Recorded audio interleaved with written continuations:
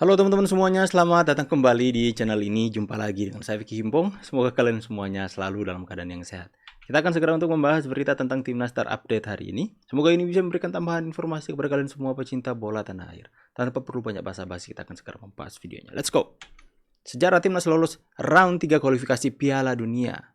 Saya hitung dari jumlah peluang Indonesia malam hari ini yang berbahaya itu total ada 8. Tapi conversion rate kita tuh rendah. Kita hanya bisa mencetak 2 gol. Biasanya tim yang mendapatkan 8 peluang emas, ini peluang emas ya. Kalau secara keseluruhan kan belasan. 8 peluang emas, kalau bisa 50% tuh conversion rate. Jadi minimal mencetak 4 gol. Tapi kita hanya bisa mencetak 2 gol. Nah artinya titik lemah Timnas Indonesia kita yang paling utama adalah dalam hal finishing. Kita sudah dominasi, tapi finishing kita masih lemah. Seandainya finishing kita bagus lawan Irak, kita sapu bersih ini sisa 2 pertandingan. Tapi it's okay. Kita bersyukur Timnas kita bisa lolos ke round 3. Dan malam hari ini kita semua bisa tidur nyenyak. Saya hitung dari jumlah peluang Indonesia malam hari ini yang berbahaya.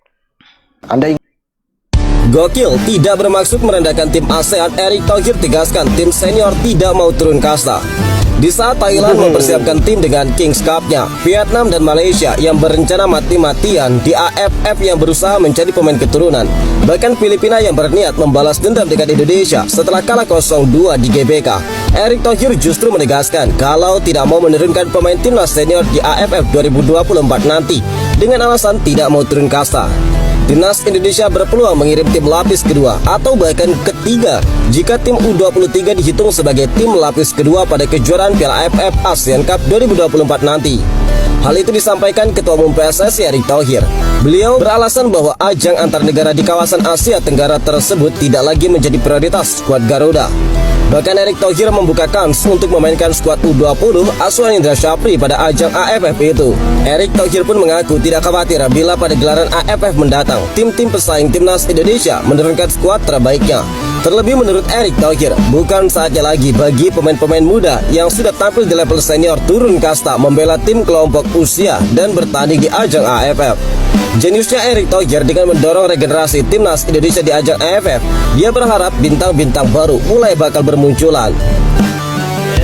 Anda ingin dikenang sebagai siapa? Mau turun kasta. Saya hanya ingin dikenang sebagai orang yang melandaskan fondasi. Dan kesuksesan saya itu karena kesuksesan banyak orang, bukan karena saya sendirian.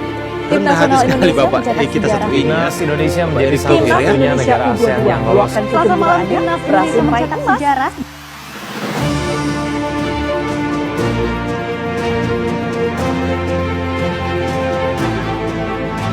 Untuk pertama kalinya dalam 3 Kita kembali lemparan pertama kali. di depan gawang. Gol! Itu mengesankan dengan kembali prestasi emas yang diraih oleh Garuda Muda.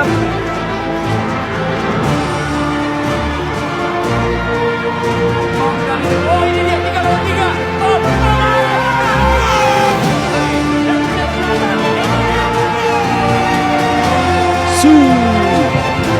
Ya, salah satu alasan kenapa Indonesia semakin naik terbang tinggi karena pemimpinnya rendah hati seperti ini, Pak Erick Thohir ya.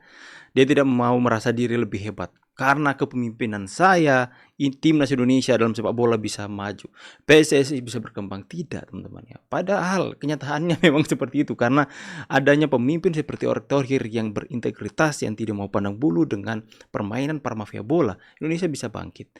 Tapi beliau mengatakan ini bukan hanya karena saya, tapi karena semua yang terlibat di dalamnya. Luar biasa. Awal dari seseorang bisa mendapatkan promosi adalah ketika dia rendah hati, teman-teman. Wow, luar biasa ini. Maju terus Pak Erick. Kini kita dihargai di Asia bahkan di dunia. Maju terus timnas. Thanks Sintayong. 7만여 홈팬들의 열광적인 응원 속에 필리핀과 최종전에 나선 인도네시아. 전반 32분 환상적인 중거리포 선제골에 Keren itu. 후반 헤더골을 더해 2-0 완승을 거뒀습니다. 조 2위를 확정한 인도네시아는 사상 처음 월드컵 최종 예선 진출에 성공했고 관중들은 물론 대통령까지 벌떡 일어나 환호했습니다. 올해 초 사상 첫 아시안컵 16강, 지난 4월 23세 이하 아시안컵 4강 진출에 이어 또 한 번 쾌거를 이끈 신태용 감독은 선수들의 행가래를 받으며 기쁨을 만끽했습니다. Di negaranya karena prestasi yang dibawa ke Indonesia luar biasa. 그래도 꿈은 포기하지 않는다고 생각하고 열심히 도전할 것입니다.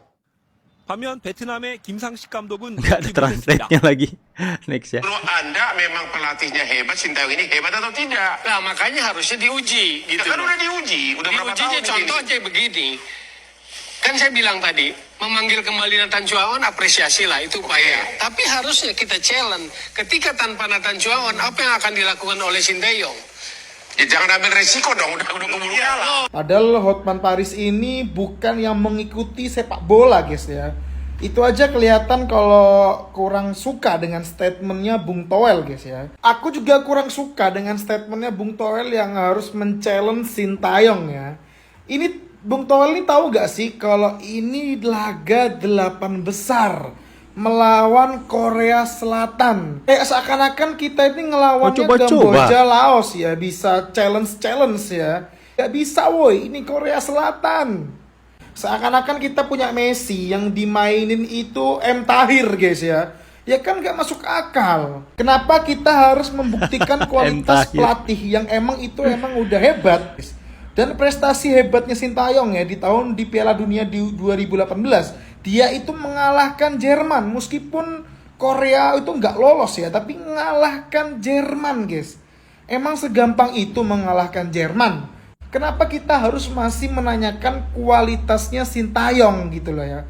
Ya dia layak lah difasilitasi. Ya memang si Toel ini. Bahkan Bang Hotman Paris saja yang mungkin beliau pun tidak terlalu suka bola ya, dibandingkan dengan Toel yang mungkin seumur hidupnya itu suka dan membahas tentang bola. Itu masih lebih realistis Bang Hotman Paris daripada si Toel ini ya. Berita bola hari ini, kabar mengejutkan datang dari Coach Sintayong yang menjadi kandidat kuat untuk melatih Korea Selatan. Dan bahkan yang bikin gua khawatir, sampai detik ini Coach Sintayong itu belum resmi tanda tangan kontrak dengan timnas kita. Sebelumnya kan sempat ada ucapan bahwa Coach Sintayong akan memperpanjang kontrak sampai 2027. Tapi itu tuh cuma lisan, belum bener-bener resmi tanda tangan kontrak. Ya Allah, semoga Coach Sintayong bertahan ya, karena gue bingung kalau ganti pelatih lagi, ganti konsep lagi, nanti gimana timnas kita bro? Ini progresnya udah sangat-sangat baik ke depannya. Kalian setuju nggak nih kalau Coach Sintayong diganti atau tetap bertahan di timnas kita? Kalian pasti tahu momen ini di mana semalam Bang Dodo memberikan assist kepada Bruno Fernandes, dan setelah hasil assist itu Bang Dodo sekarang resmi menjadi. Ya, seperti yang sudah saya katakan, dan juga itu dikutip dari perkataan Pak Erick Thohir bahwa kita mengalami peningkatan dalam sepak bola bukan hanya tergantung dari satu orang, tapi dari semua elemen yang ada dalamnya. Sekarang saya main di Marcelino. Belgia, Liga 2 Belgia di klubnya KMS Cadencia. Ya lagi berjuang di sana, doain selalu. Tapi belum tahu tahun ini masih setia atau enggak, masih belum pasti juga. Semoga, tapi tetap di Eropa saya clearkan itu dulu supaya nggak ada pertanyaan main kan. Timnas Indonesia. Tom Haya lah jelas. Asnawi Mangkualam atau Justinus Pae. Asnawi. Ragnar Oratmangun atau Andik Vermansyah. Andik bagus juga sih Andik. Makanya beda jam. Marcelino ya. Atau Sadil Ramdhani. Oh, Marcelino ah. Sadil juga bagus sih. Rafael Struik atau Beto Gonçalves. Beto Gonçalves. Timnas Indonesia era Sintayong. Oke teman-teman, itu pertandingannya.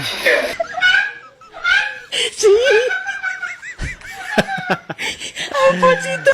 Chemistry mereka dapat ya. Ada lucu-lucu juga nih coach.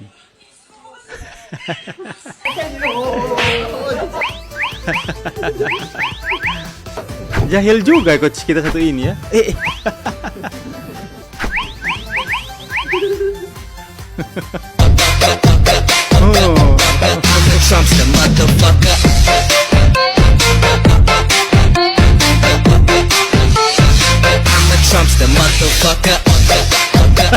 Sembunyikan patung. Suaranya lagunya bagus sekali.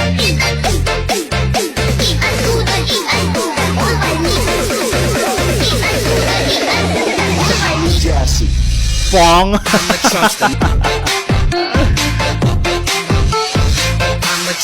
Pasti begitu banyak kenangan dan memori Coach Sintayong bersama dengan timnas kita hari ini ya, para pemainnya.